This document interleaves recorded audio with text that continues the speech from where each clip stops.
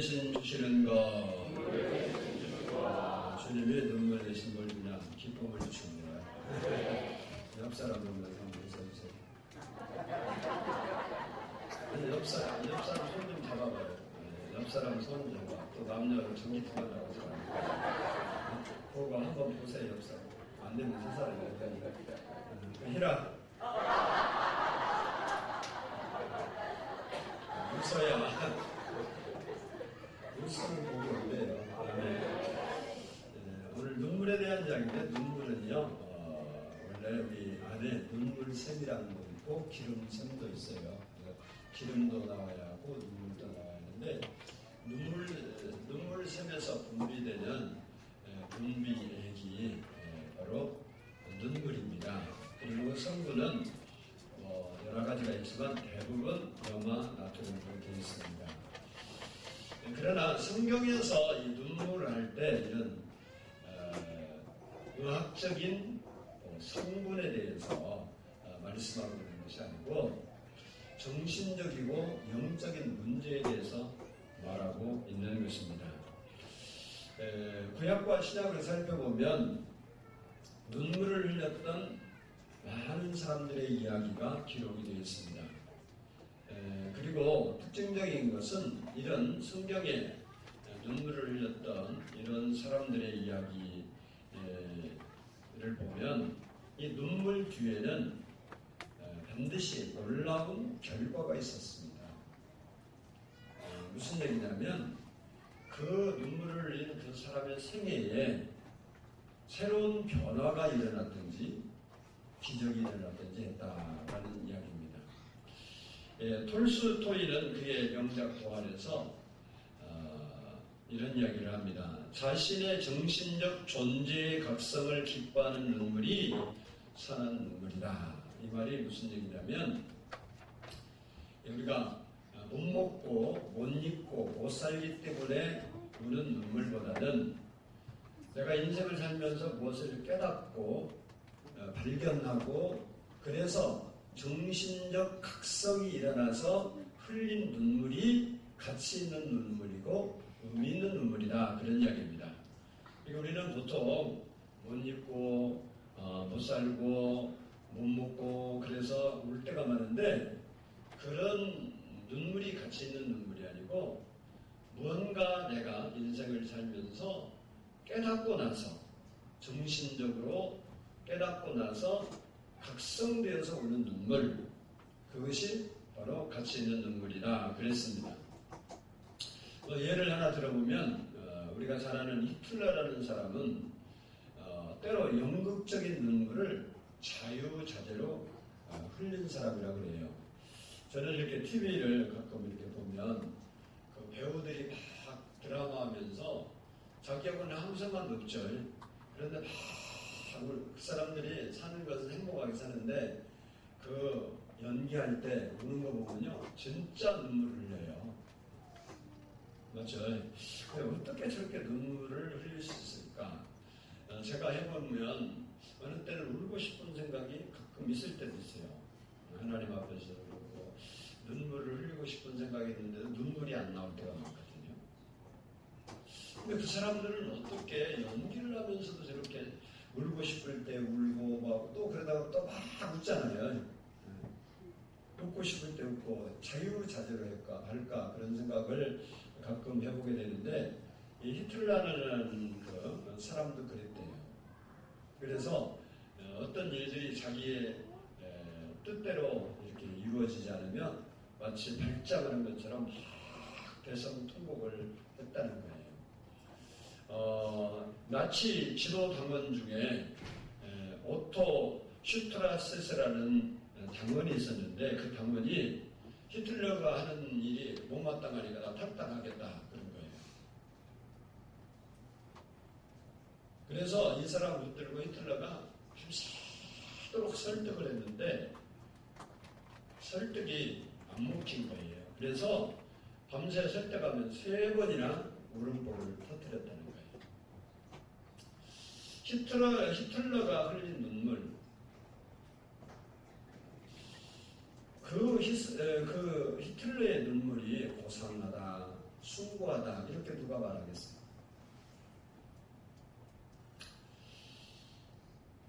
그러나 성경에 보면 참으로 고귀한 눈물을 흘린 흔적들이 성경 곳곳에 많이 나와 있습니다. 자신의 죄를 회개하고 흘렸던 다윗의 눈물, 그리고 고난 속에서 흘렸던 욥의 눈물, 죽음의 절망 속에서 흘렸던 히스기야 왕의 눈물, 그리고 고난당하는 민족의 아픔을 보면서 그 아픔 때문에 흘렸던 에스겔 선지자의, 예레미야 선지자의 눈물, 자신의 과거를 뉘우치면서 눈물로 예수님의 발을 적시던 어느 여인의 눈물, 병든 아들 때문에 흘렸던 어느 아버지의 눈물, 그리고 죄인들을 위해 흘렸던 주님의 눈물 등등이 성경에 기록되어 있습니다. 독재자가 자기의 욕망과 정권력을 실현하고 유지하기 위해서 그 수단과 방편으로 흐른 눈물과 성경에 고귀하게 흘렸던 이런 눈물과 어찌 필요가 되겠습니까? 오늘 우리가 본문으로 선택한 이사야 61장의 내용은 이스라엘 백성들에게 눈물 대신에 기쁨을 주시겠다는 약속입니다.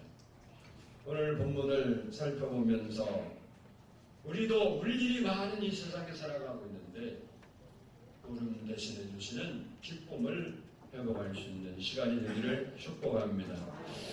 먼저 우는 사람이 누구인지 오늘 본문 1절을 한번 읽어보겠습니다. 시작.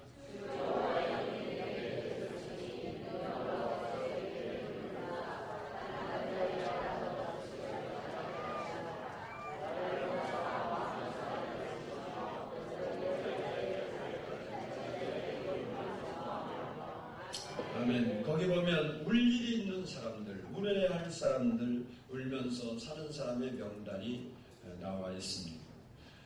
첫 번째 우리가 어떤 사람이 따라서 합니다. 가난한 자이다. 이 가난하다는 여기의 뜻은, 가난하다 이 말은 괴로움을 당한다라는 뜻입니다. 그리고 오늘 본문에는 가난한 자 그랬는데 이 가난한 자라는 말은 이 가난으로 고통을 당하는 동안 심령이 겸손해진 사람을 가리켜서 말하고 있습니다. 예수님께서 마태복음 5장 3절에서 심령이 가난한 자는 복이 있나니 천국이 저희 것이며 그랬는데 거기서 말하는 가난한 자라는 사람들과 같은 의미의 사람들을 말하고 있습니다.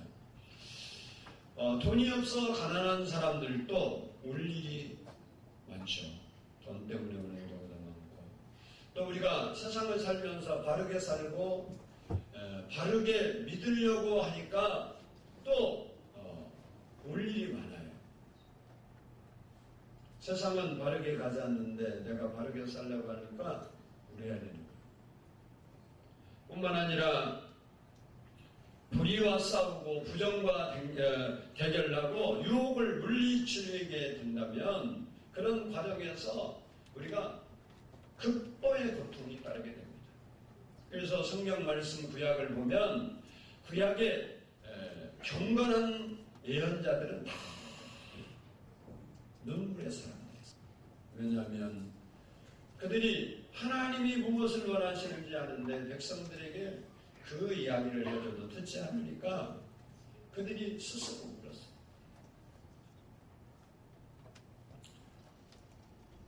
둘째는 어떤 사람이냐면 울 사람이 마음이 상한 자입니다. 이 마음이 상한다는 말은 마음이 깨어진 자를 말해요. 이 마음이 깨어졌다는 말은 회개하고 통회한 것을 이야기하고 있습니다. 시편 51편 17절을 보면 다윗이 이렇게 고백합니다. 하나님이 구하시는 제사는 상한 심령이라. 하나님이여 상하고 통회하는 마음을 주께서 멸시치 아니하시리이다 라고 고백했습니다. 세상에는 힘든 일이 참 많아요. 힘든 일이 많은데 그 중에 몇 가지를 꼽으라면 그 중에 하나가 뭐냐면 자신의 죄를 회개하고 자신을 깨트리는 일입니다. 사람들이 자기의 잘못을 인지하기는 쉽지만 그 잘못을 자기가 반성하고 회개하고 자기를 깨트리는 것은 무척 어렵습니다.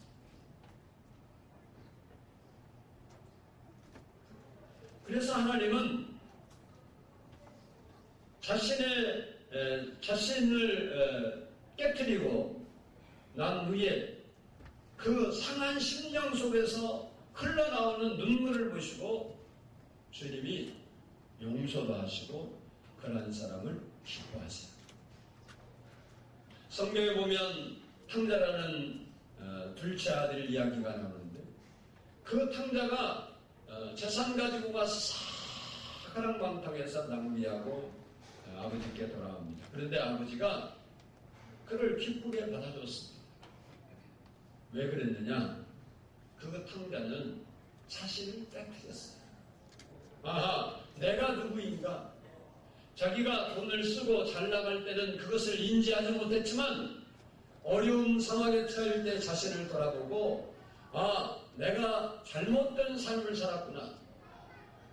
그것을 인지하게 되었고 그리고 아버지 앞에 돌아올 때 자신을 깨뜨렸어요. 나는 아버지의 아들이라 칭함을 받을 자격이 없는 놈이다.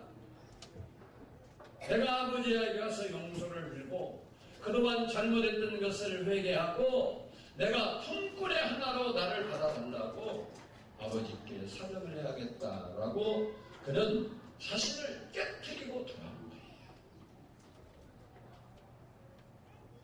그래서 다윗도 하나님이 원하시는 제사는 상한 심령이라는 거예요. 나의 잘못을 깨닫고 통회하고 돌이키고 하나님께 나올 때 하나님이 그 사람을 기뻐하신다는 겁니다. 세 번째는 오늘 본문에 보니까 포로된 자입니다. 포로는 두 가지 포로가 있는데 하나는 정치적 포로가 있습니다. 그리고 다른 하나는 영적인 포로가 있습니다. 정치적 포로는 전쟁에서 지면 정치적 포로가 됩니다. 그리고 영적인 포로는 죄에 사로잡히면 영적인 포로가 됩니다. 이스라엘 경우는 당시에 정치적으로는 바벨론의 포로였고 영적으로는 죄에 사로잡힌 죄의 포로였습니다. 그래서 그들이 울 수밖에 없었다. 그리고 네 번째는 갇힌 자들입니다. 이런 힘이 없는 백성들로서 억울하게 갇힌 사람들이 말합니다. 이렇게 이 네 종류의 사람들이 울어야 하고 울 수밖에 없고 울면서 사는 사람들인데 이 네 종류의 사람들을 오늘 본문은 통틀어서 뭐라고 표현하냐면 2절에서 따라서 합니다. 모든 슬픈 자 이런 사람들을 통틀어서 모든 슬픔을 당하는 사람이라고 표현하고 있습니다. 그들은 가난해서 울고 마음 아파서 울고 포로되고 갇혀서 우는 사람들입니다. 우리의 삶은 어떻습니까? 여러분의 삶은 웃을 일이 더 많습니까? 아니면 근심하고 걱정하고 울어야 할 일이 더 많습니다. 어떤 철학자는 인생은 단 2번의 울음으로 끝난다고 했습니다. 한 번은 요람에서 울고 한 번은 무덤에서 운다. 바로 이렇게 우는 것으로 인생의 막이 열리고 닫힌다 그런 겁니다. 남편을 졸지에 잃은 어느 젊은 부인이 대성통곡을 하고 있었습니다.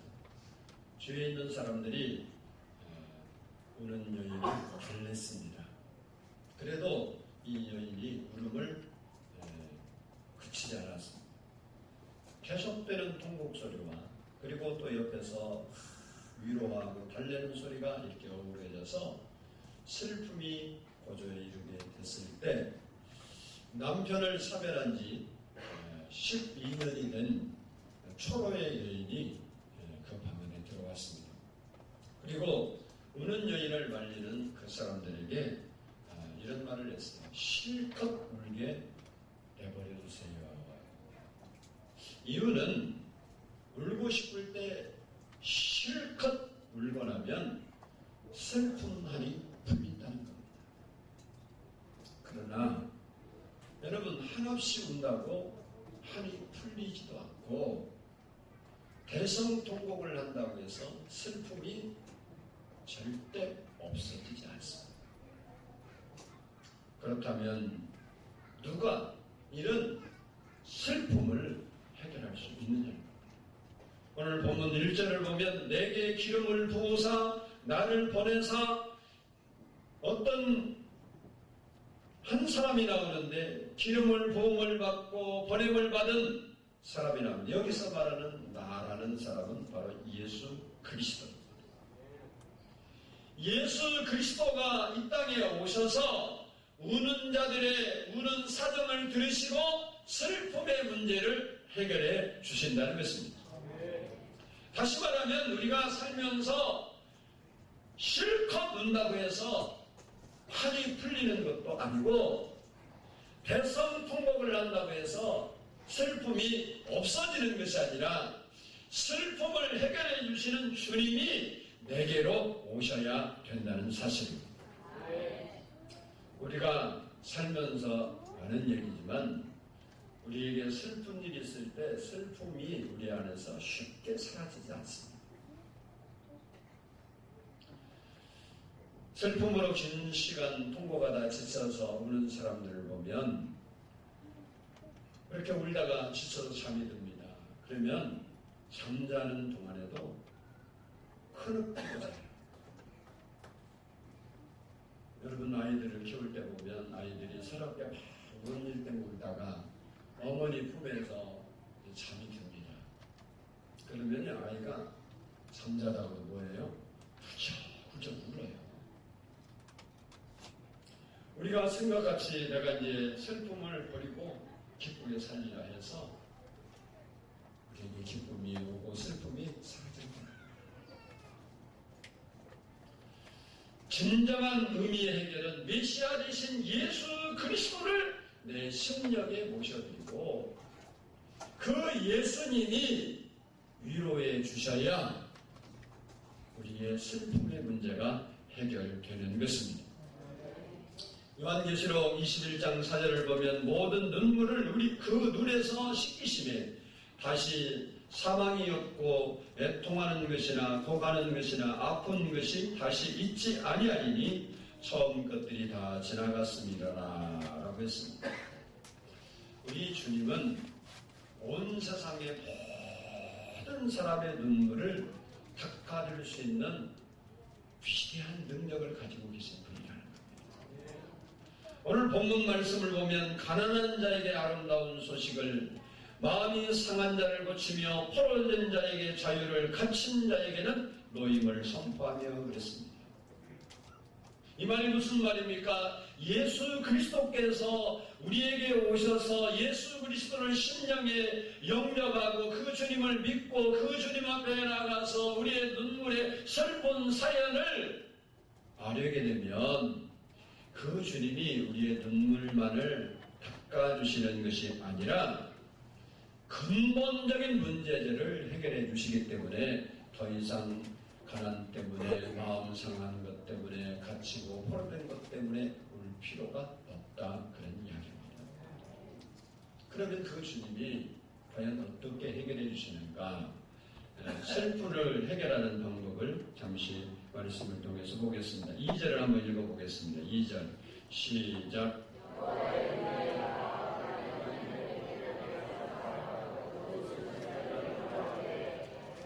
아멘. 거기 보면 은혜의 해가 등장합니다. 이 말을 이해하려면 구약성경 레위기 25장에 나오는 신년 제도가 있는데 그걸 이해해야 합니다. 신년은 7년을 안식년으로 하는 그 안식년을 7번 지난 다음 해, 그러니까 50년 되는 해가 신년입니다. 이 신년에는 모든 종된 사람을 자유를 주고 땅에도 씨앗을 뿌리지 않고 곡식도 그리고 열매도 거두지 않는 해가 신년입니다. 그러니까 다른 말로 말하면 모든 사람, 그리고 모든 살아있는 가축, 생물, 그리고 모든 소산이 자유를 얻는 해, 이것을 은혜의 해라 이렇게 부릅니다. 이 신전 제도는 바로 예수 그리스도를 예표하고 있습니다. 예수 그리스도가 이 땅에 오셔서 바로 은혜의 해라는 것을 선포한다. 더 쉽게 설명드리면 구약에는 50년마다 여러 가지 문제 때문에 종이 되었던 사람들이 자유를 얻는, 모든 매임에서 풀어지는, 슬픔이고 종이고 뭐 이런 데 다 풀어지는 날이 희년이라는 날입니다. 근데 그 희년이 누구냐면 예수 그리스도라는 겁니다. 예수 그리스도가 이 땅에 오신 후로부터는 50년 만에 자유를 얻는 것이 아니고 예수 그리스도를 오시는 사람은 언제든지 자유를 얻는 희년의 역사가 일어납니다. 예수님은 우리의 영원한 희년입니다. 이분이 오심으로 자유와 해방과 위로와 평강을 선포하신 거예요. 그 사실을 우리가 받아들이고 그 예수님께 나가는 사람은 누구든지 희년의 은혜를 입게 된 것입니다. 오늘 본문에 우리가 누가 그러면 이 은혜의 은혜를, 은혜의 은혜를 입는가? 3절을 보니까 시온에서 슬퍼하는 자에게 그랬습니다. 그 은혜가 누구에게 임하냐면 시온에서 슬퍼하는 자에게. 이 말은 시온을 떠나지 않고 회개하고 애통하고 간구하는 사람에게 희년의 은혜에 그 은혜의 해에 주시는 은총을 받게 된다는 거예요. 여기 시온은 예루살렘을 말합니다. 이 말은 역사적으로 보면 예루살렘을 버리지 않고 떠나지 않고 그들이 그 예루살렘을 지키려고 노력했던 그것이 어느 땅입니까? 하나님이 주신 그 약속의 땅 가나안인데, 이 말은 뭐냐면 애국자리들이라는 거예요. 애국자리. 비록 당시가 바벨론 포로가 되어서 몸은 자 바벨론의 포로가 되었지만 정신, 마음, 영혼은 예루살렘에 생각이 있었던 사람들이 있어요. 그래서 시편을 읽어보면 시온을 향해서 눈물을 흘리고 다 기도했던 사람들이 많아요. 바로 이렇게 시온을 사모하는 사람들이 위로와 해방의 축복을 받는 그 대열에 참여하게 된다는 겁니다.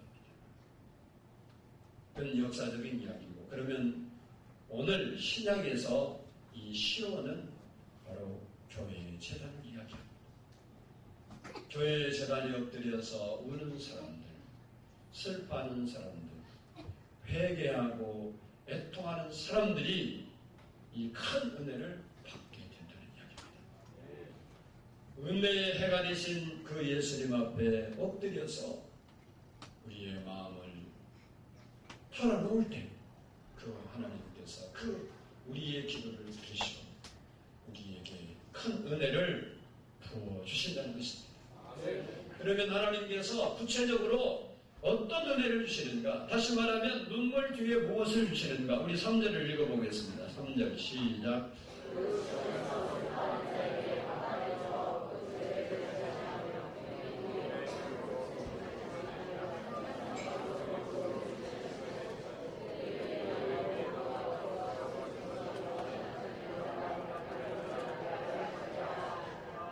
아멘.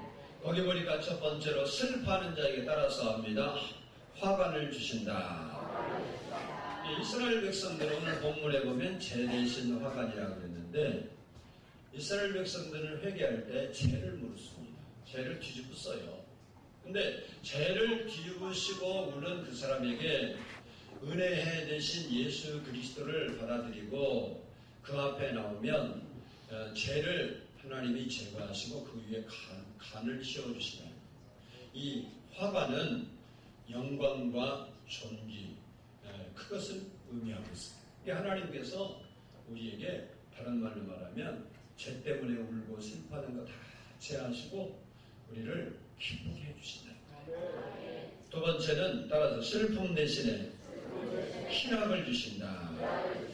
슬퍼하는 사람들을 그 사람들이 주님께 나와서 주님을 영접하고 주님 앞에 슬픈 사연들을 나누면 하나님이 슬픔은 대신 가져가시고 우리에게 희락, 기쁨을 주신다.